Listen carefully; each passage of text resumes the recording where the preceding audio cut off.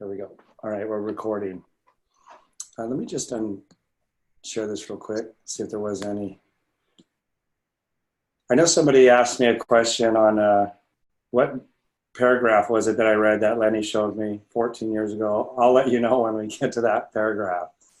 We will definitely be talking about that one.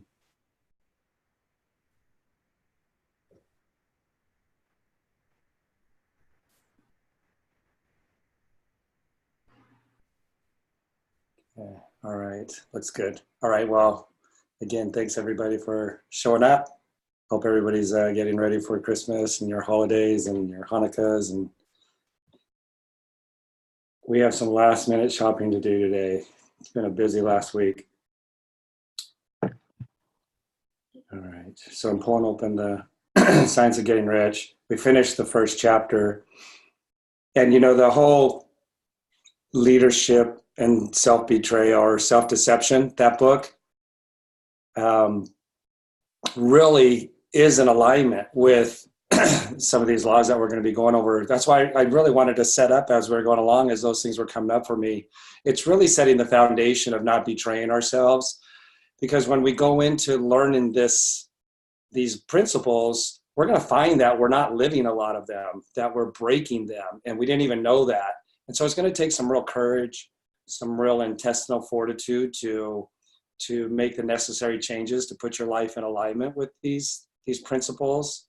So I'll kind of interchange the words principles, laws, immutable laws, like the law of gravity is an immutable law. You're not going to change it. And the more you put yourself in harmony with it, not only the more safe are you, but the more you can use it to your advantage.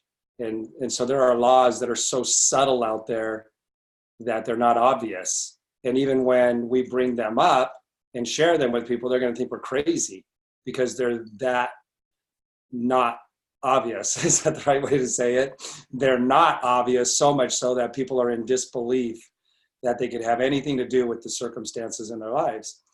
So when that comes up and you're really like, I'm not here to convince anybody.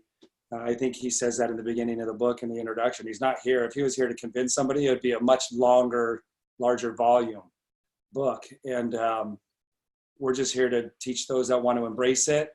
And on all different levels, people are going to be picking and choosing which things they want to believe still, even after talking like this openly. And I just, I recognize that that's the way it is, and that doesn't bother me at all. But there are going to be people, like I see Casey's picture on here. Casey just picked it up, embraced them, made the necessary changes, and took off and started going from one magnificent win to the next, and now lives literally a dream life, a fairy tale dream life. But it's not a fairy tale. It just seems like it because so many people won't do it or they're not exposed to it. So the self-betrayal, share the screen here. As we start to learn some of these principles, we'll just call it an event. Every time we have an opportunity to make a decision based on an option that comes up, you're either going to go to the left and make it's kind of, I should change it around and make it the right leg, but the right actions, which then moves you closer to your goal. There's no way that it couldn't. And I think is the next chapter, there is a Science to Getting Rich. There's one called Efficient Actions. And if you do enough efficient actions, which would be going down that left side, then you have to reach your goal. And then this would be self-betrayal over here, where we feel it for a second, we know the right action to take, but we don't take it. And that would be self-betrayal. Right after that comes justification. And there's usually no action that takes place, right? So we've gone through this. It's so important that we've gone through this because really it's so in alignment with the laws. Like we could name some of the laws that we're obeying as we're going through this. The law of non-resistance would be a big one in the whole leadership and self-deception. So I want you to pay attention to this part right here as you're starting to adopt these principles that we're going to be going through. So I want to really jump right into the second chapter here and start.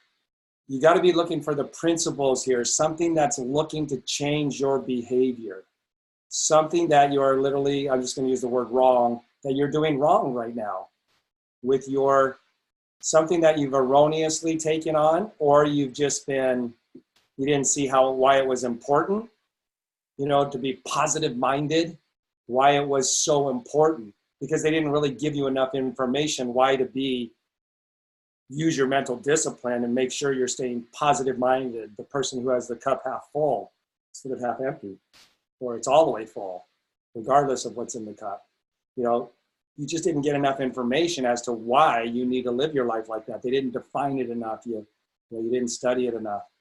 But pay attention to these principles and see how they're either being applied, how you could apply them better, or how you're completely breaking them most of the time. All right. So then that way you can start to live them and take your actions and your guiding, governing philosophy to another level. So if we were to take our actions and our behaviors and we're working on this plane, and there's infinite planes, they just keep going both directions, because there's pretty much an infinite amount of ways of not doing things and a way of doing things. It's the principles we want to identify. So if you're on this and you then start to realize there's an action that you're learning from the book, and let's say that action moves you up to here, and you start obeying it. This is a lower plane. This is a higher plane. And we've heard higher plane of existence, things like that. You have to get better results whenever you go up. It's going to take some discipline, and it may hurt to be disciplined on that level to overcome. I mean, when somebody has an addiction and they're overcoming an addiction, there's literally a physical, chemical pain that they're feeling. But there are those who work through that pain and they end up being better for it and they overcome the addiction. And then you have to guard that, right? So same thing here. There may be some pain that's going on for you to live life on that higher level, but it's only in the beginning. It gets less and less as you start to recreate that as a pattern and habit. So this is so important right here, this area. I want you to look for. Whenever you're reading a book, you're not looking for things to confirm what you're doing. I read a book to look for what I'm not doing that the book says I should be doing. Okay, and that's not everybody goes into reading a book that way. I think at a certain point when Jesus really got into the really higher plane of existence laws, those that followed him no more. Like, you're asking too much of me now. But then there were others that did still follow him, okay? You're just going to have to decide, which person do you want to be and are you going to be? And those people that didn't follow him anymore, they justified themselves as they were walking away, because they really betrayed their higher existence, their self-actualization. That's really and it hurts more. What's worse, the pain of developing a new empowering pattern or the pain of regret? And I was listening to Tony Robbins the other day, and the pain of regret weighs a ton, and the pain of discipline weighs ounces. The pain of regret weighs a ton. That's going down this way and justifying. All right, so here we go. I'm just going to read and stop at any interesting points. So chapter 2, there is a science of getting rich. What was the last chapter called? Your right to be rich, I believe. And he established, again, he wasn't trying to convince you. He was just trying to speak some truth to you, get rid of some of that erroneous stuff that people have taught you and that you bought into for years and decades. He's giving you the opportunity now to adopt a new philosophy for your life. And then he gives you some very compelling evidence as to why it's your right to be rich. And you either went down the right side and justified why it isn't, or maybe you took some of both, or you totally are like framing up a whole new concept for yourself. As you take on these new principles, you would have to be framing up a new concept of yourself. If you're going to adopt those principles and you didn't have those as guiding philosophy principles for you, wouldn't that make sense? You would have to. If you're going to like literally use that information that he shared with us and adopt it as your philosophy, you would have to start to frame up a new concept of yourself, a new, empowering, bold, courageous, exciting, expanding, impactful concept of yourself. You couldn't have one without the other. They're synonymous. All right. So you should have some 3x5 cards already with that new empowering you. And Neville Goddard says, when you change the concept of yourself and you really work to believe it, you automatically change the course of your future. You alter your future. All right. So there is a science of getting rich, and it's an exact science like algebra or arithmetic. There are certain laws which govern the process of acquiring riches. Once these laws are learned and obeyed by any man, he will get rich with mathematical certainty. This is one of the things that I realized, and I'd say it's just like math, you guys. Like so many people get caught up. I'm going to say emotions are important. Emotions are a part of our lives, and they must be. And both for the feelings of all of the different spectrum of feelings that we can have as emotions are important, and they're a part of life, and they make life what it is.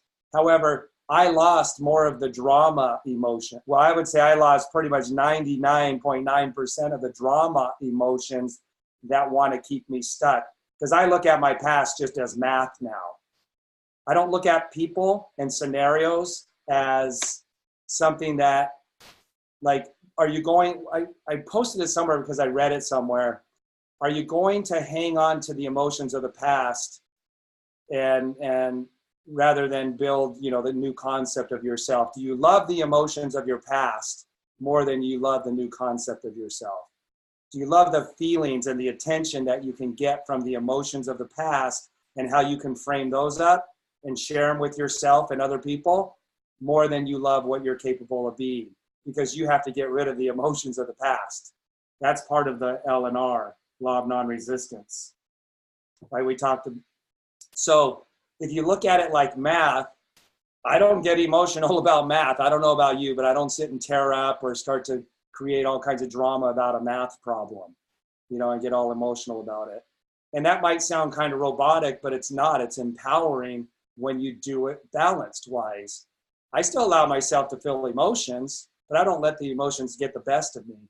And in certain scenarios, there are no emotions that come up because they don't serve me to come up. That's an undisciplined mind that doesn't understand, the things in the right place and the right perspective, just like with money. If you don't have the right balance and understanding of it, then you won't be in control of it. And there's going to be scenarios where it's in control of you, the emotions. All right. So I'm just going to throw that out there that way. When you don't get emotional about gravity, do you? Gravity is a law. You don't sit there and tear up or have drama about why gravity does what it does to you when you fall down and scrape your knee. I mean, you might get upset and just like, Russin, right? And then, but you're over it. You don't go and call your friend and then, all of this drama that you carry on, and then you're still remembering when you scraped your knee from 2 years ago and you're still talking about it, right? And it was gravity that caused that. And I'm being a little extreme there, but you understand what I'm saying. You don't get all emotionally worked up because of gravity. It just is. It just is. So 2 + 2, it just is. The law of non-resistance, it just is. The law of assumption, it just is. And then what happens as you get control around these principles, you start to create the life of your dreams. And then now you're experiencing the emotions around that life that you just built up for yourself, because you're in control of the principles. You're in command now. You're a conscious creator. Now you're having the feelings and emotions 95% of the time that you want to have, that you desire to have, that you enjoy having. And trust me, some people enjoy that feeling of drama. Okay, so once these laws are learned and obeyed, any man by any man, he will get rich with mathematical certainty. The ownership of money and property comes as a result of doing things in a certain way. Those who do things in this certain way, whether on purpose or accidentally, get rich, while those who do not do things in this certain way, no matter how hard they work or how able they are, remain poor. And that's absolutely the fact. I mean, again,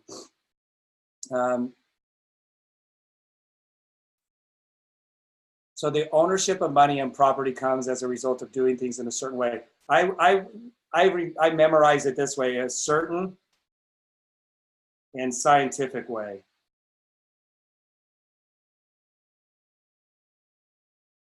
This is how I started to frame up my 3x5 cards and then govern my actions. Like, we're going to learn a lot about faith. Faith was something that I wanted to have strong faith. I wanted to move mountains in my life. And I was as far away from my goals and dreams as I could be, yet I was living faith on how I had at that point in my life come to understand faith. And faith was more defensive at that point than proactive. And what I've learned is that it really needs to be proactive. Your faith needs to be proactive actions that you're doing, but they're on a mental level, right? And faith is the substance of things not seen. And yet I was being more defensive than I was being proactive. And that whole unseen thing, you have to be proactive. So as soon as I started to really understand the definition and how to wield my faith, the mountains started moving. So again, in a certain and scientific way, I'm going to learn the equation, the whole factor and the equation and the answers, and then start to apply them in a proactive way. And it's way different than you think. If you don't understand, the law of assumption and the law of non-resistance. It is a natural law that like causes always produce like effects. And therefore, any man or woman who learns to do these things, who learns to do things in this certain way, will infallibly get rich. You have to, because it's a mathematical equation. And you always get the right answer when you do the equation right. There's nothing else that matters. I like how Willie says with isogenics in the networking industry, it doesn't matter if you just got out of jail or you just graduated from Yale. Doesn't matter. We're going to embrace you and help you to go on to success. The rain falls on everybody. The sun shines on everybody. And these laws work for everybody with no bias. The only bias is if you break the law, you're going to get the consequences, whether you know it or not. Just like a baby that, gets to the edge of the staircase, the universe doesn't step in as the baby's falling down the staircase. I mean, might be a crude example, but that baby's just as important as anybody else, yet, the mathematical equation, the law, and the consequences didn't jump in and stop the baby. That the above statement is true is shown by the following facts. Getting rich is not a matter of environment, for if it were, all the people in certain neighborhoods would become wealthy. The people of one city would be rich, while those of other towns would be poor. So there goes your justification right out the window. That somebody was born into wealth, or somebody just had a better education, or they're just lucky. Whatever the stupid justifications are that we come up with for going down this self-betrayal path, just go out the window. And he's going to continue on here. While those of other towns would all be poor. So even people that come from the slums or the ghetto, we're even talking about them being born in that environment. We've seen many examples of people that have risen up and become wealthy. Extremely wealthy, extremely impactful. While people that were on the wealthy side of town become bankrupt and so the people of one city would all be rich, while those of other towns would all be poor. Or the inhabitants of one state would roll in wealth, while those of an adjoining state would be in poverty. But everywhere we see rich and poor living side by side in the same environment and often engaged in the same vocations. When two men are in the same locality, in the same business, and one gets rich while the other remains poor, it shows that getting rich is not primarily a matter of environment. Some environments may be more favorable than others, but when two men in the same business, so he's like trying to stop you from going down the self-betrayal road right there. He's saying, yeah, I mean, environment does have something to do with it, obviously. But if two people are in the same, right, what does he say?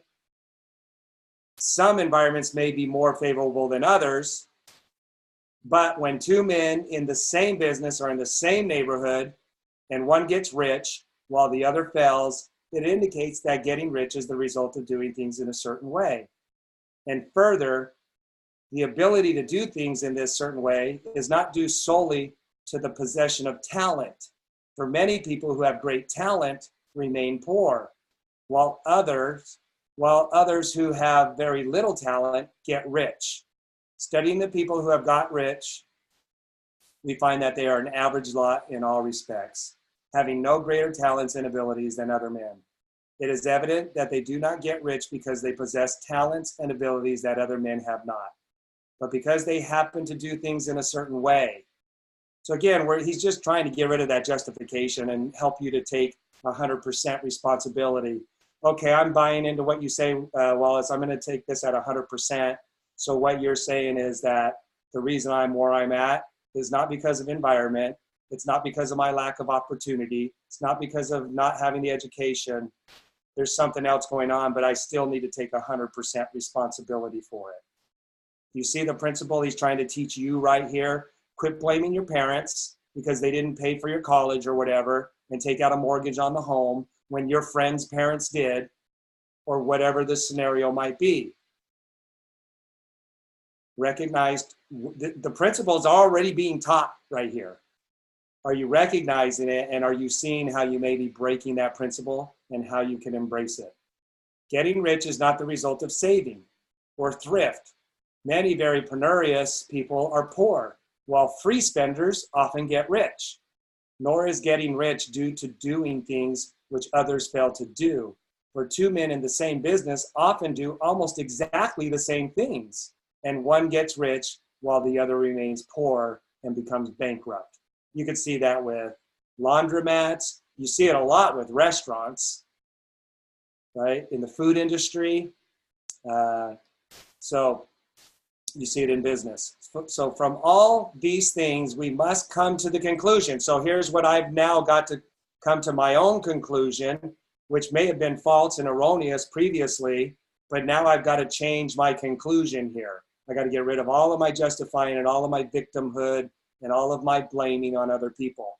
From all these things, we must come to the conclusion that getting rich is the result of doing things in a certain way. I got so excited reading the book here. I'm like, okay, tell me, what is it? Bring it on. I got so excited, I read the whole book in one night, and then I've been reading it now for the last 14 years. If getting rich is the result of doing things in a certain way, and if like causes always produce like effects, then any man or woman who can do things in that way can become rich.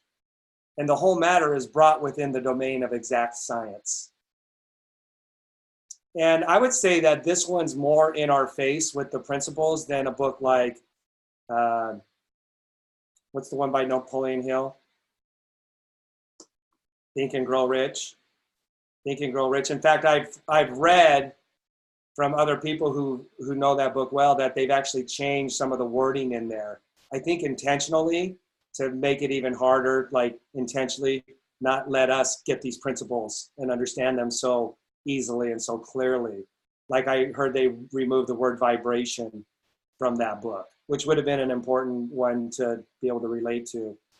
But the science of getting rich so far at this point has been undefiled, so to speak. So, and the whole matter is brought within the domain of exact science. The question arises here, whether this certain way may not be so difficult that only a few may follow it. This cannot be true. We have seen, so far as natural ability is concerned, talented people get rich and blockheads get rich.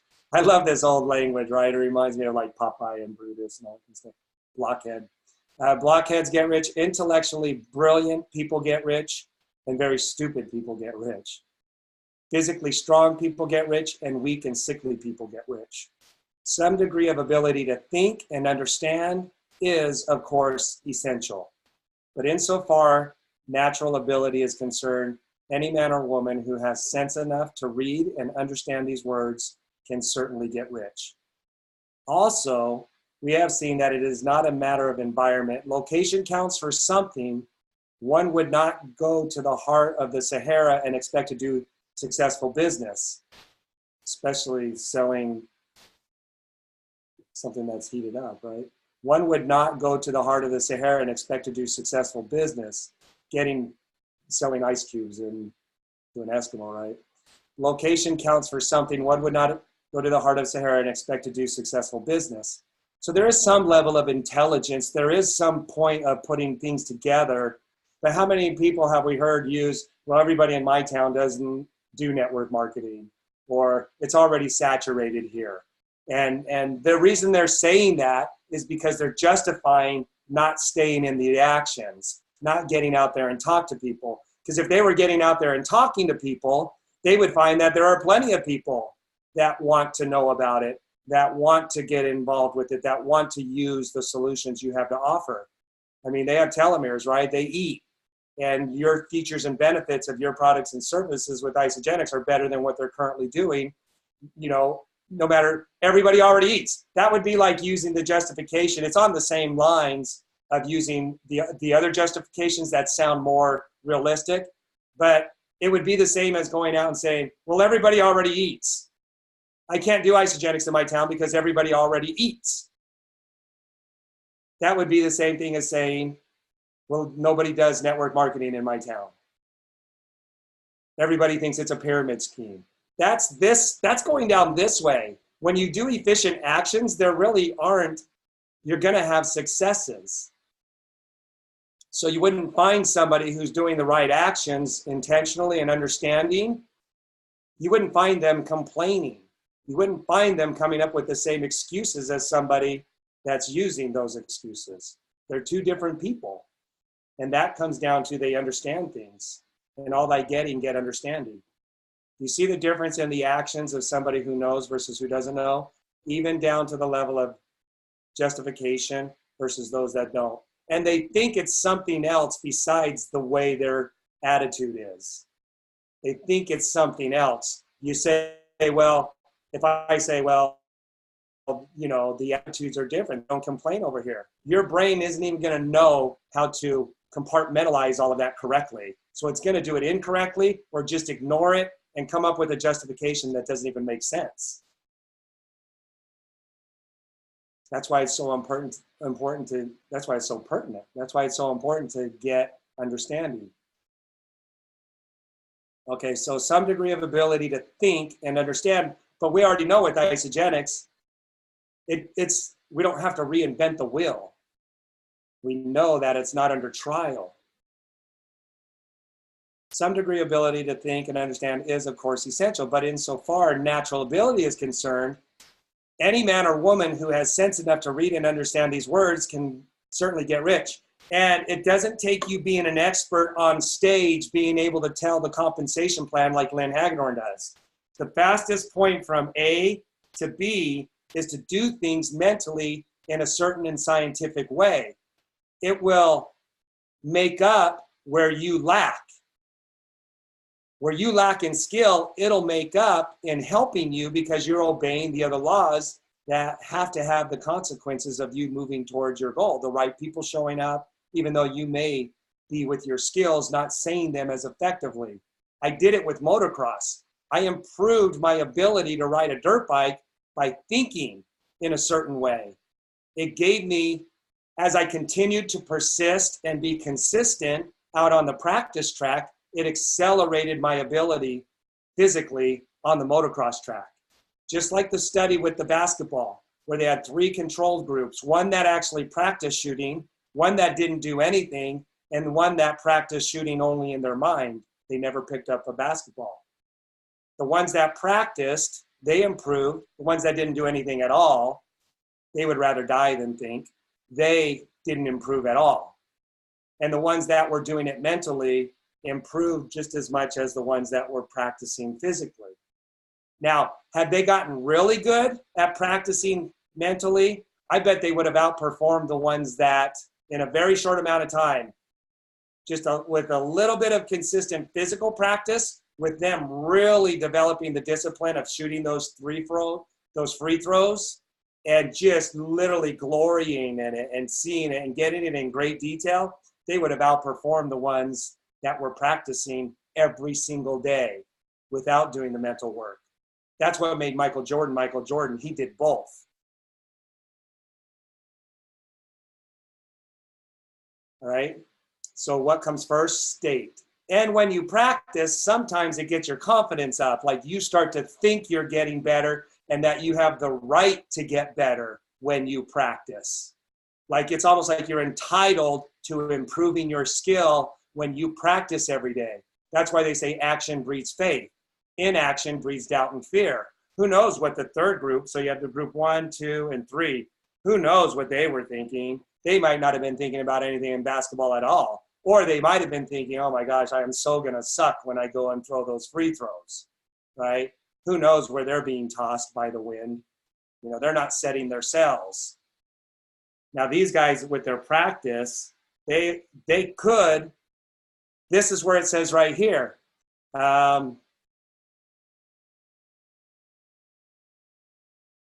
Where did he say it? Essential, but insofar that some people, I think it was on the page before, let me see. Whether they do it knowingly or accidentally.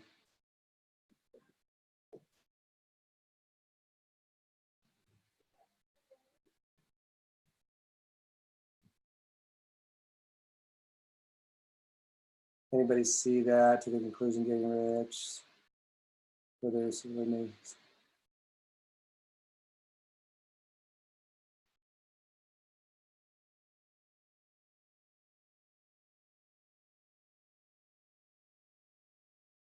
somebody's.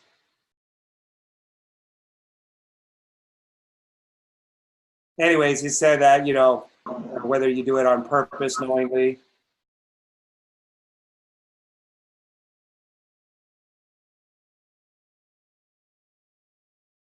Are you looking for where they have no greater talents and abilities than other men? No. Well, it might.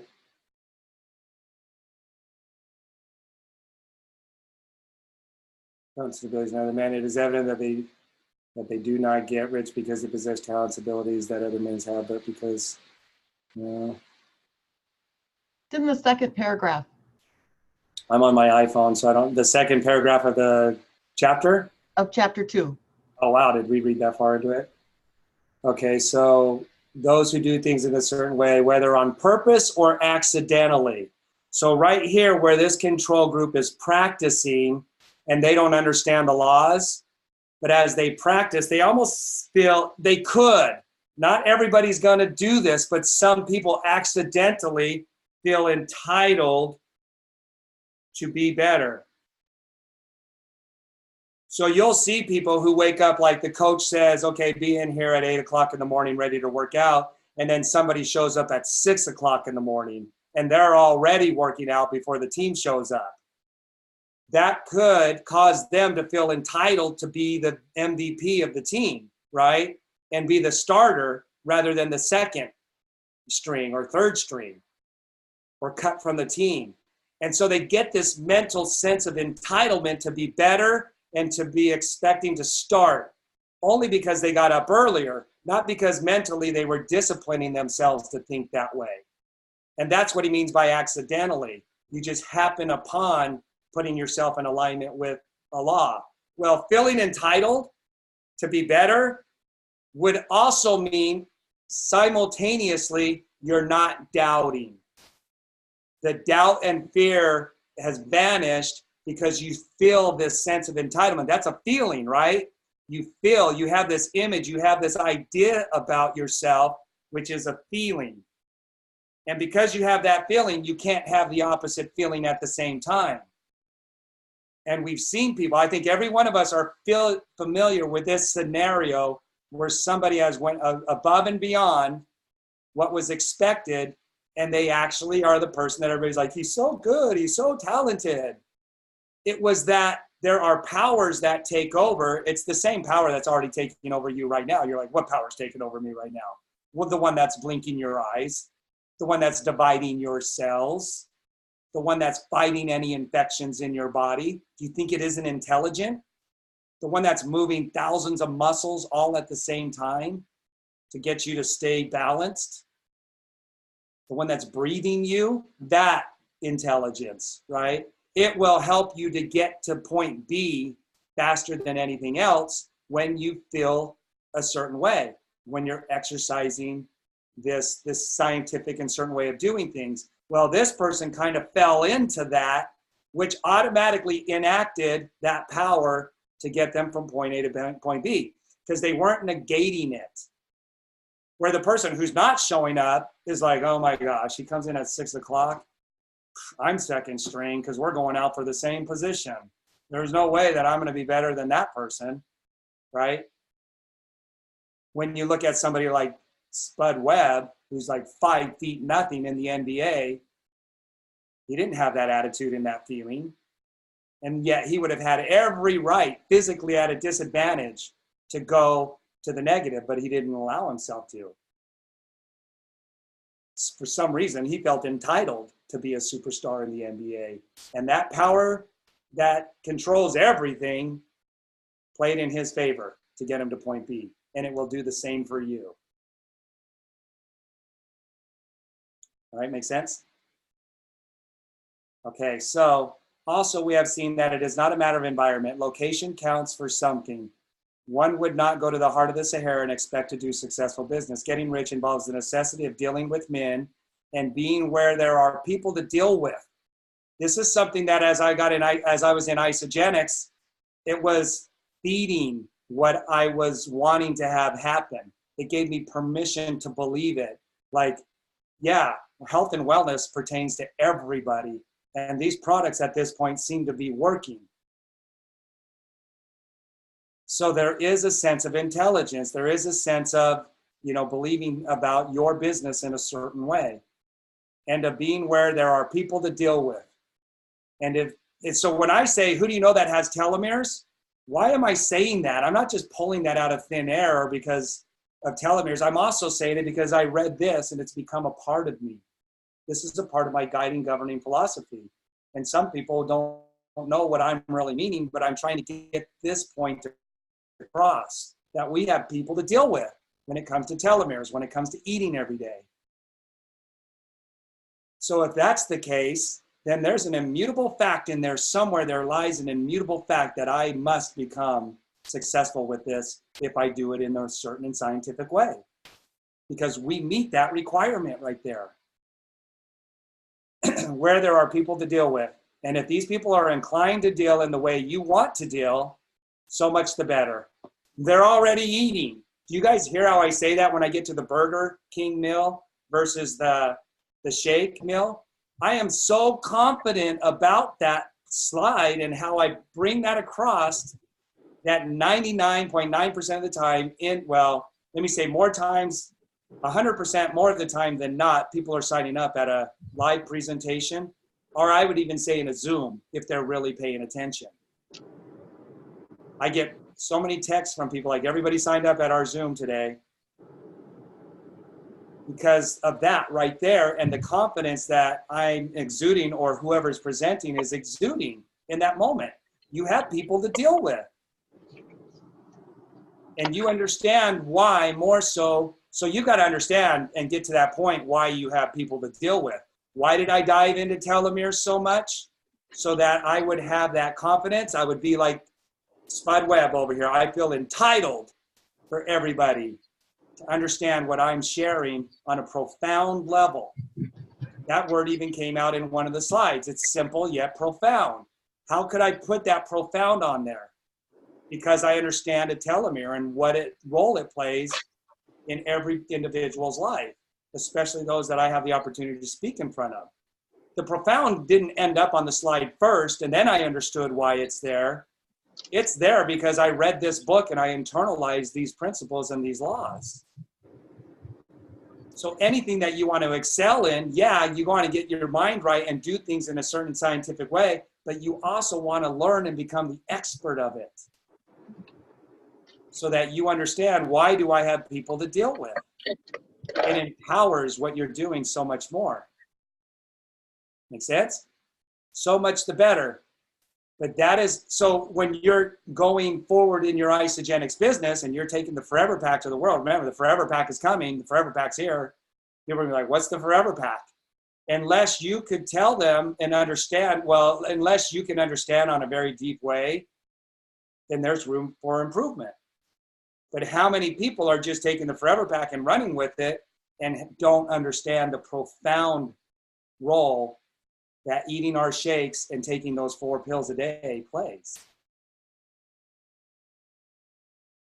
I understand why I have a market, but that is about as far as environment goes. If anybody else in your town can get rich, so can you. And if anybody else in your state can get rich, so can you. Again, it is not a matter of choosing some particular business or profession. People get rich in every business and in every profession, while their next door neighbors in their same vocation remain in poverty. And I know I could go become a medical doctor right now, and I could use the mental practices to get me from point A to point B to become one of the greatest medical professionals on the planet.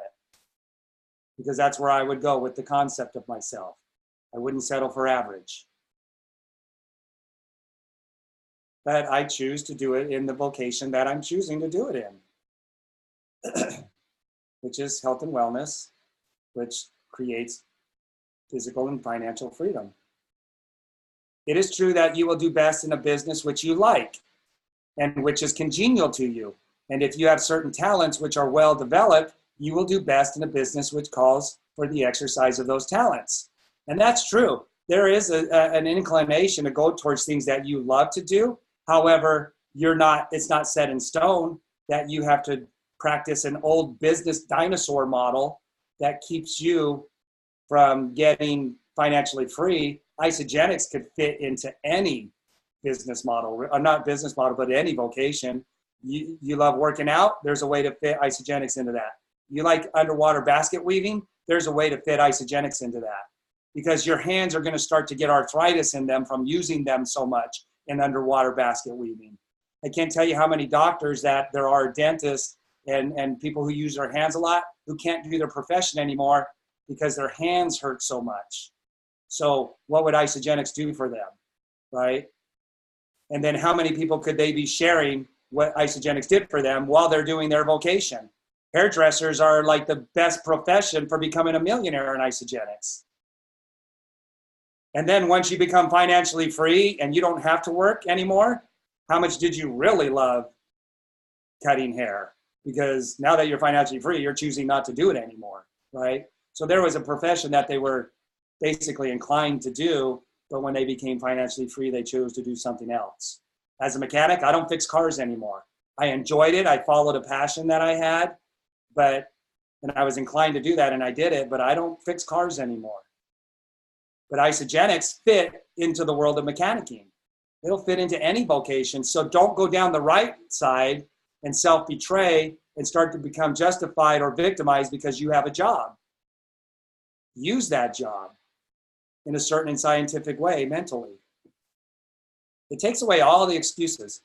Also, you will do best in a business which is suited to your locality. An ice cream parlor would do better in a warm climate than in Greenland. And a salmon fishery will succeed better in Northwest than in Florida, where there are no salmon. Right? Do you see how there does take some intelligence? However, there takes some reasonability, some perspective. It's still going to take your mental faculties as you're framing something up. And back then, there was no network marketing. He talks about in this book, I think the steel and railroad corporations are already kind of monopolized. You may not exceed and get to the top as quickly in those, although you could. Maybe you ought to pick up farming and agriculture. There's still a lot of opportunity in farming and agriculture. We'll get to that in the book where he talks about that. But this is like in the 1940s, I think it is, 1930s, when he was teaching. Now we have network marketing, which gives you unlimited possibility in any scenario, especially since Isagenix deals with eating. But aside from these general limitations, getting rich is not dependent upon you engaging in some particular business, but upon your learning to do things in a certain way. If you are now in business and anybody else in your locality is getting rich in the same business while you are not getting rich, it is because you are not doing things in the same way that the other person is doing them. And this is where the confusion comes in. The justification and the lack of action starts to set in when they're not being able to get the same results that the millionaires in Isagenix are getting, that the six-figure income earners are getting. There were 9 millionaires right here in St. George, Utah. Very small town. 9 millionaires lived here. So what he's saying is there is absolutely no justification in not becoming wealthy in St. George, Utah. Because if somebody's doing it there, so can somebody else. Now, we could take that for all of the United States. If you're not successful in Isagenix, we could pretty much say it in the entire world, but let's stick to North America in this particular example.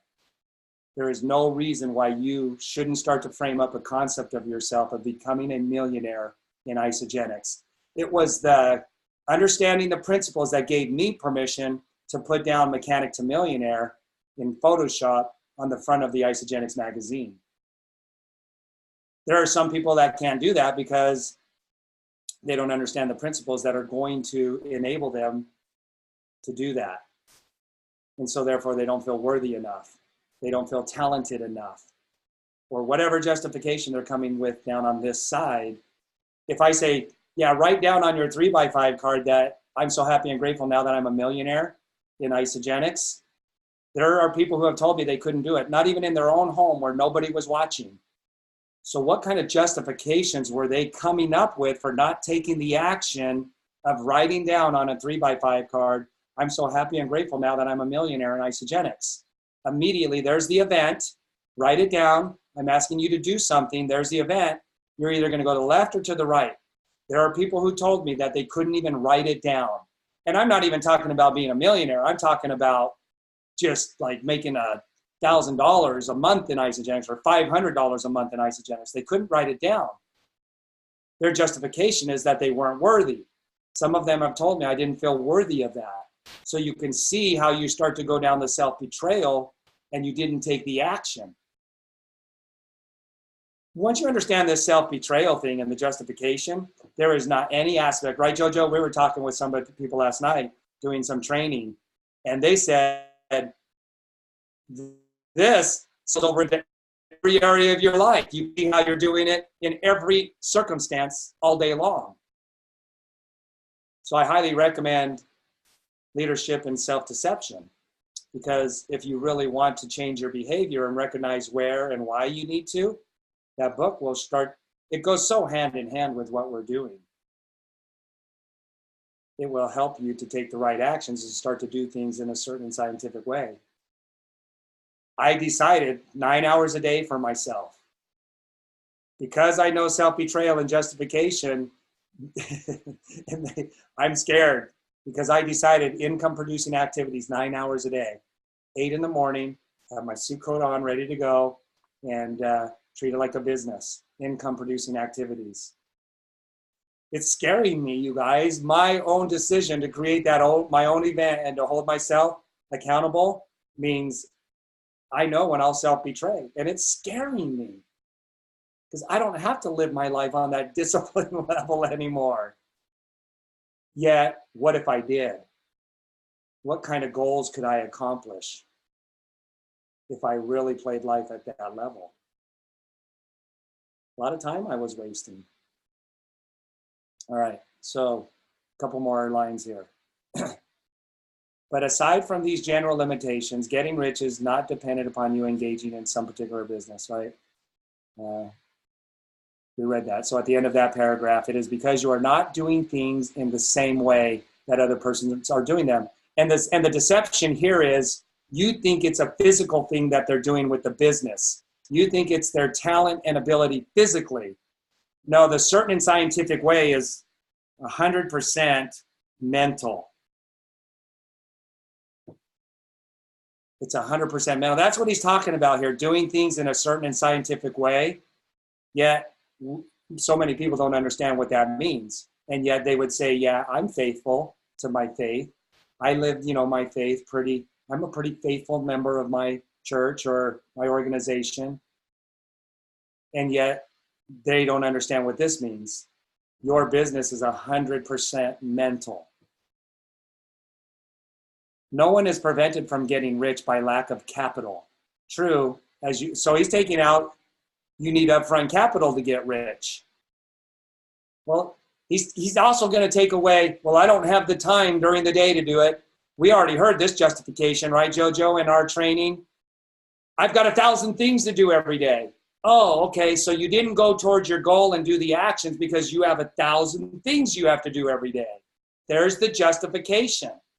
The justification is so exposed, and it was like a bell going off, like ding, ding, ding, ding, ding, when they said it, but they had no idea what they were doing to themselves when they said that justification statement.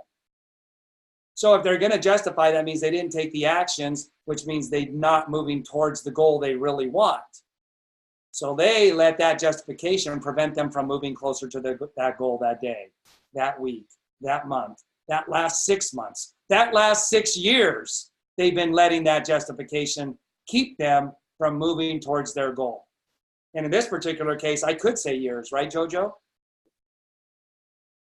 No one is prevented from getting rich by lack of capital or time or knowing people.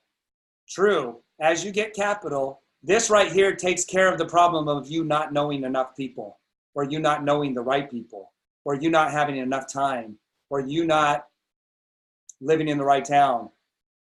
This takes care of all of that. And I was so excited to learn it as I was reading this book and apply it. No one is prevented from getting rich by lack of capital. You fill in the blank. What have you been justifying? Put it down on black and white so you know what you've been justifying. I've been prevented from getting rich in isogenics, blank. You fill in the blank. What's been your blank? And for those of you that really want to know, you won't have any problem writing it down. For those of you that are kind of tipping your toe in the water, you might have a problem with writing it down because that means you haven't yet taken 100% responsibility. You're not really wanting to get what's stopping you. You're kind of thinking that this was going to be something different. This program was going to be something different. But for those of you that really want to know, the Casey Plus, the JoJo Benningtons, the Melissas, you're writing it down. You're filling in that blank. And I wrote down a lot of things. I wrote them out. I wrote down pages and pages of things as I was discovering the circumstances and what were the justifications I was using. So I am not prevented from getting rich in isogenics because of blank, and write them all down. And they didn't all come to me in that moment, but as they came to me throughout the day, throughout the coming days, I wrote them down. I wish I would have saved all of the papers that I've ever written down in this process for the last 14 years. We would probably be waist deep in them in this office right here. No one is prevented from getting rich by lack of capital. True, as you get capital, the increase becomes more easy and rapid. The one who has capital is already rich and does not need to consider how to become so.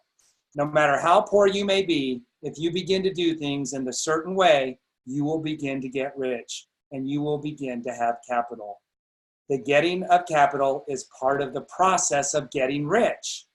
So you're going to have to use something that you have not been using so far in your life. And T. Harbecker said it sounded really hokey to me. What I'm about to share with you, T. Harbecker said in the Secrets of the Millionaire Mind, it sounded really hokey to me. It didn't sound hokey to me. I didn't see how it applied, but I did it anyways.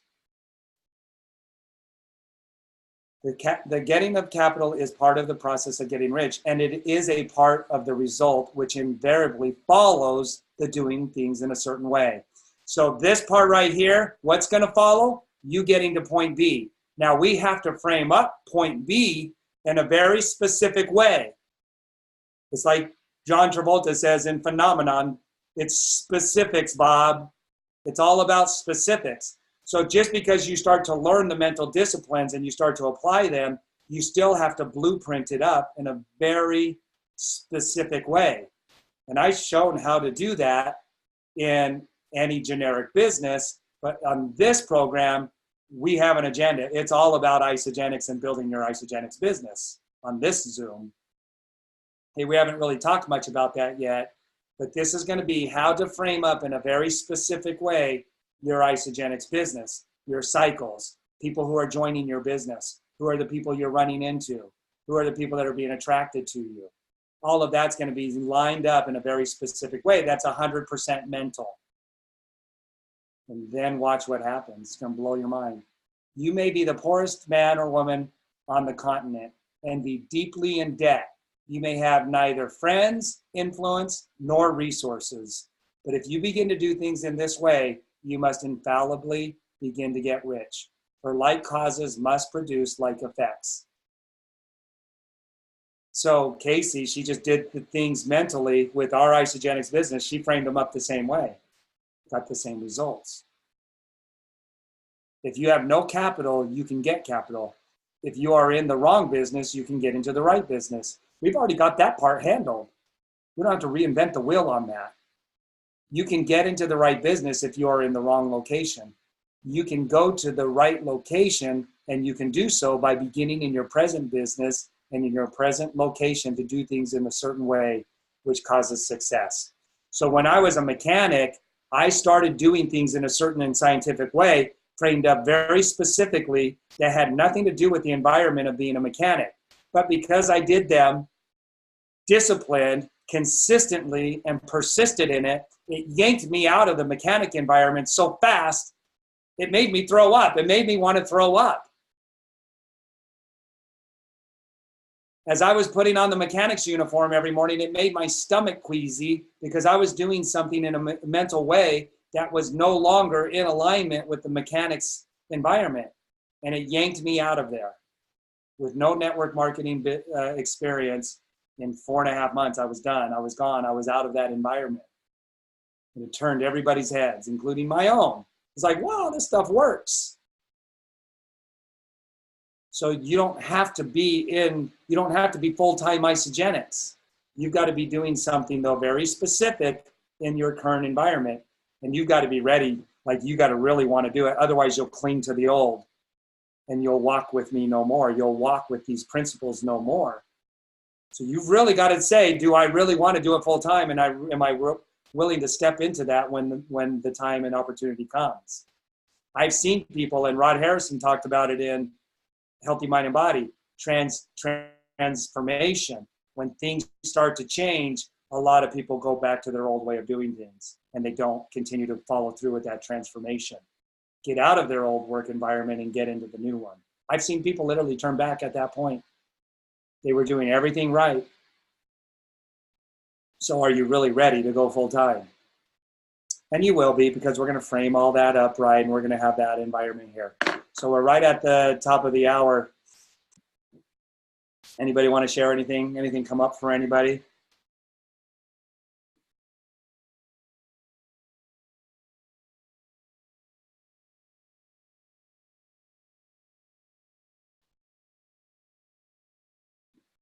I'll share, Dave. It's Casey. Yeah. I'll see if I can. Yay. So sitting here with my babies. This is the office. Yeah. Monday morning in my robe, watching you.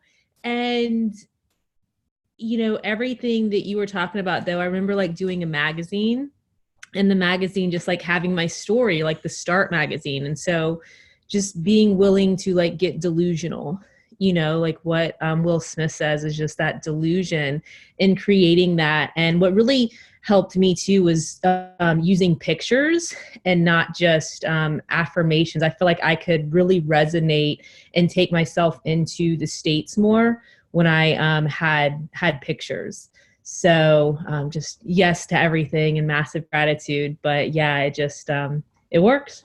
Like what you started doing because you learned the principles, you were adding to things that you were already doing with your business. Like, we didn't negate any of the right actions, but you found that, oh, there are some things that I'm not doing. I'm doing this in an incomplete way now that I understand these principles. And you're saying, and some people may not even know what you're talking about. What is she talking about? Pictures. And because we haven't talked about the law of assumption yet. We haven't even gotten to that, but we will, for those of you that don't know what the law of assumption is. But you started incorporating actions in your life that you weren't doing because you didn't even know to do them.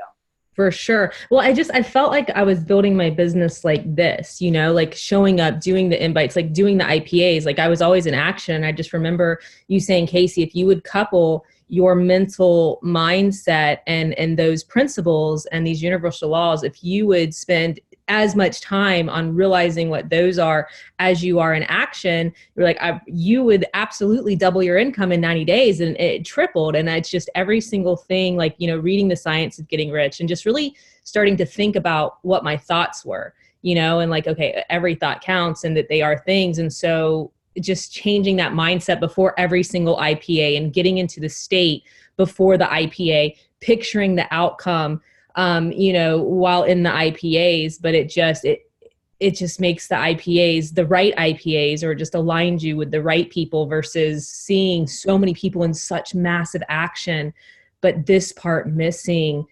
That's why the results aren't theirs, because it's that original state, right? It's such resistance still. And that it just breaks my heart. I'm like, no, get delusional. Look at this before you do your actions. So just massive gratitude to you. Thank you. Thank you so much, Casey. I know as we get further into this, your experience and how you frame things up on that mental side is going to be such a benefit to all of us, and also a witness. You know, you're going to be a second witness, and we're going to have third witnesses and fourth witnesses, but you're such a powerful second witness to all of this, and your knowledge and how you frame things up and the examples that you're going to be able to use will be of such a benefit.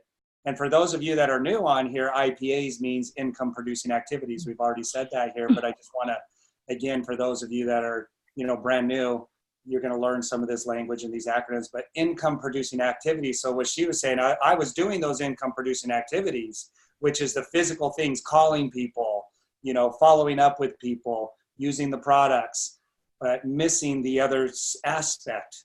You can do as much actions as you want, but not getting the results. Even though they are the right physical actions, you're doing them incomplete because of the mental side. And it was also like the challenge of like that challenge that you just extended to everybody to write down the amount. If it's not millionaire, then it's $1,000, right? Like whatever that challenge was, I was at a place where I could not get past a nursing income. Like that was my internal set point of what my income was. And so then it was like, I couldn't see past that. But when I gave myself permission to dream, you know, past that a little bit, I feel like that is what really unlocked so many things for me as well, was just that question right there, and really sitting with that and pondering and just really putting something down that I could conceive yet stretch myself with. And then it was just, okay, yes, millionaire. Yeah, now Casey's living a dream life, you guys. She gets to do what she wants when she wants for as long as she wants. And if you follow her on Facebook, she's on the beach an awful lot or at a swimming pool doing her business. So, Dave, somebody else wanted to add something? it's Mary Jo. Hey, Mary Jo. Hey, good morning. I just want to tell you that I have read The Science of Getting Rich probably about 20 times. Not in the last year or 2 years, but I started out reading it in 1998. That's 20 years ago. And at the time, I was running a business of, brick and mortar business with 30 employees and 30 families to worry about, and a single mom. I was a single mom. It was just a lot on my plate. And I was intrigued with it, but I really didn't get it. And then other things in life kind of followed that too, that I had no control over. But as I kept reading this book, and especially since you're dissecting it so beautifully, I am coming to a real appreciation of it. And I just want to thank you for that, because I need it more than ever. And not just I need it. I think we all need it. But I want it more than ever. I got chills everywhere. There are going to be millionaires created out of this group. There's no question that's going to happen. It's going to be a consequence. Can't stop it from happening. And I know there are people who want to play at 100%. And I don't think this has ever been done in a setting like this, where we're taking this kind of personal development and this specific book and applying it right to our Isogenics business, not just sending you on your way or hoping you get how to do it because we're talking to an audience of all different occupations and careers and pursuits. The agenda here is the science of getting rich and Isogenics. There will be millionaires out of this group, and six-figure income and multiple six-figure income earners out of this group. There's no way to stop it as long as, and you couldn't, I had mentors. I wasn't just reading the book. I was in an environment where you've got to have mentors who are helping you to understand some of these more subtle things. And so because of where, you know, and not in an ego way, but because of where I've been and the mentors I've had, I'm going to be able to bring a lot to the table in helping to dissect and really understand the practical application of what's in this book. This book is enough. You don't need any other book. It's kind of fun reading other books and seeing other perspectives from people who are in alignment with what Wallace is teaching. But I'm telling you, we don't need any other book for you to become a millionaire. We don't need any other business. Isogenics is the business. We don't need any other seminars. It's going to be right here, you guys. And I'm so excited about that. And there will be millionaires who come out of this. Casey started going from one magnificent win to the next. It's immediate. Now, we haven't gotten into the meat and potatoes, but we are framing up and preparing the soil and the foundation. Everything we're doing is not me just being long-winded, loving to hear myself talk. You guys have got to be paying attention already. There should already be some ahas and some identifying that's going on that's helping you to cultivate your soil and rearrange things in your life. Right? None of this is wasted preparing. Okay, now here's the one thing that's going to, there is no one thing we're going to say on one Zoom that's going to change your life. It's already started. We're still incomplete in getting it all out there, but it's already started. Anybody else want to share anything? I have something, Dave. This is Cindy. Hey, Cindy. Hi. So I think, though, the income producing activities need to continue as we're learning these principles. We didn't say that they didn't, right? So I just want to say right here, Yeah. You said that in a way that we didn't say that, or that we did say, stop your actions. Yeah. Nobody has suggested that. It's not all mental. Casey said she was already doing the income producing activities. We've talked about self-betrayal and taking the actions. So I'm not preaching at you, Cindy, or trying to correct you. I'm using this as an opportunity to drive home what you're saying as well. Nobody said to stop taking the actions. Yeah.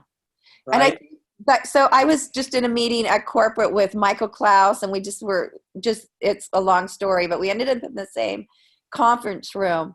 And he's like, you need to do more duplication, less hard work. And I know that sounds kind of funny, but you know, it is true. There is these duplication actions. And I think Casey is hitting it on the head, that it's the kind of people that will shift, that are brought to us, that aren't brought to us when we're in the wrong mindset.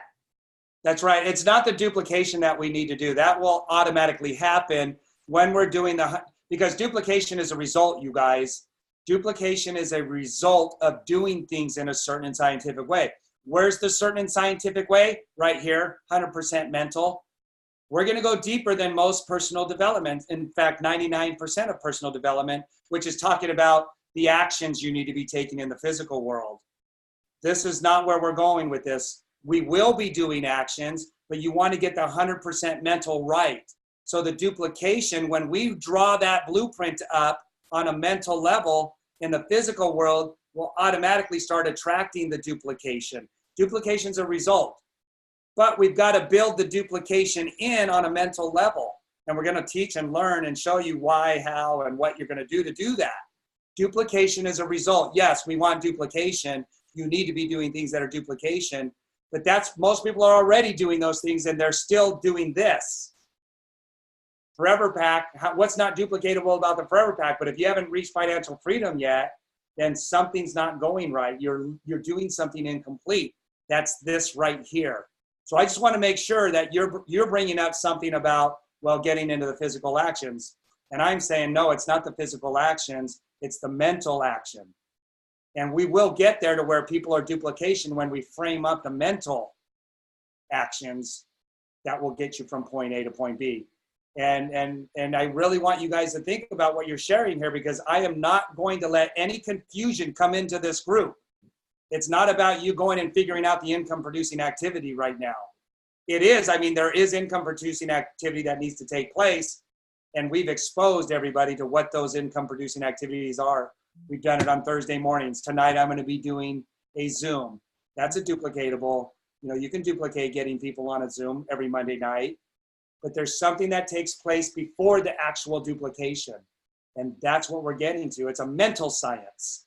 Well, and I know since I've been on these calls, our income has tripled. Just saying. Yeah, no, that's awesome because you're doing both of them. Mm-hmm. Thank Okay. you, Dave. All right, you guys, anybody else?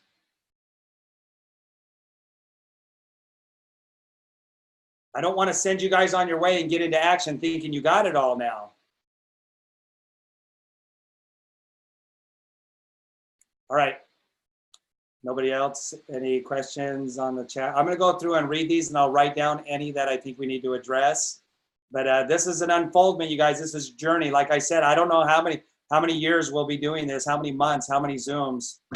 That's an unknown right now. There is no finish line that I'm looking at. Okay. All right. You guys have a great day and Merry Christmas. Happy Hanukkah. Whatever it is you celebrate, I respect you and honor you. And Merry Christmas to your family, all thank of you. guys. All right, everyone. Have a great week. You too. Christmas.